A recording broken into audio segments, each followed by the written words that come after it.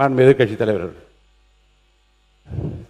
மாண்புமிகு பேரவைத் தலைவர் அவர்களே, கர்நாடக மாநிலத்தில் ஹானூர் அருகே Anthonysamy, John rose Peter, Kumar ஆகிய 3 தமிழர்கள் அந்த மாநில வனத்துறையால் கடந்த 15ஆம் தேதி அதிகாலையில் படுகொலை செய்யப்பட்டிருக்காங்க, சுட்டு கொல்லப்பட்டிருக்காங்க.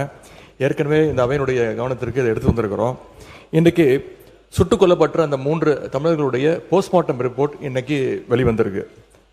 அதில் 3 பேருமே சித்திரவதை செய்யப்பட்டு மிக அருகில் நிற்க வைக்கப்பட்டு சுட்டு கொல்லப்பட்டிருக்காங்கன்னு இந்த செய்திகள் போஸ்ட்மார்ட்டம் ரிப்போர்ட் மூலமாக தெரிய வந்திருக்கு.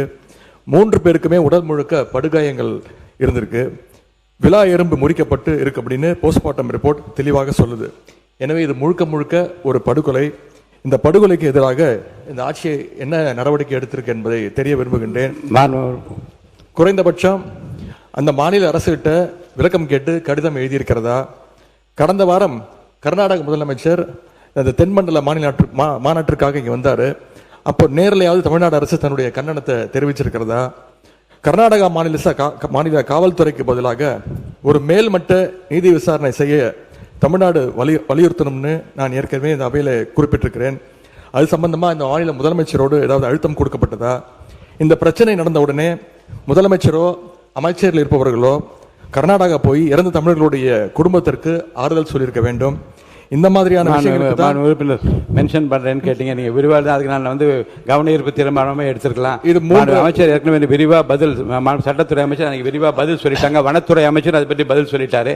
இப்போ நீங்க மென்ஷன் பண்ணிட்டீங்க, அதாவது பிரேத விசாரணையில் நடந்திருப்பதற்கும் ஏற்கனவே வெளியிடப்பட்ட அறிக்கைக்கும் கர்நாடகா சொன்னதற்கும் சம்பந்தம் இல்லை சொல்லிட்டீங்க. அதுதான் மென்ஷன் பண்ணிட்டீங்க. அது குறித்து அமைச்சர்கள் பதில் உரையை தயார் செய்த பிறகு விரிவாக எடுத்து பேசலாம். அது ஒன்று வாய்ப்பு தரேன், விரிவாக அதை பற்றி பேசலாம்.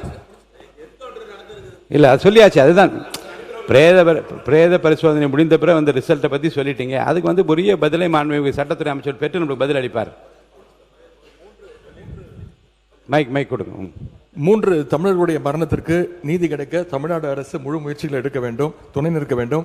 அவங்க குடும்பத்திற்கு தேவையான நிதி உதவியும் சட்ட உதவியும் அரசு செய்ய வேண்டும் என்று உங்களோட கவனத்துக்கு கொண்டு வருகின்றேன். மாண்புமிகு அமைச்சர் அவர்கள் பதிலை கிடைத்த பிறகு இந்தோ அல்லது நாளே அவர் விவர அறிக்கை அவர் அளிப்பார்கள்.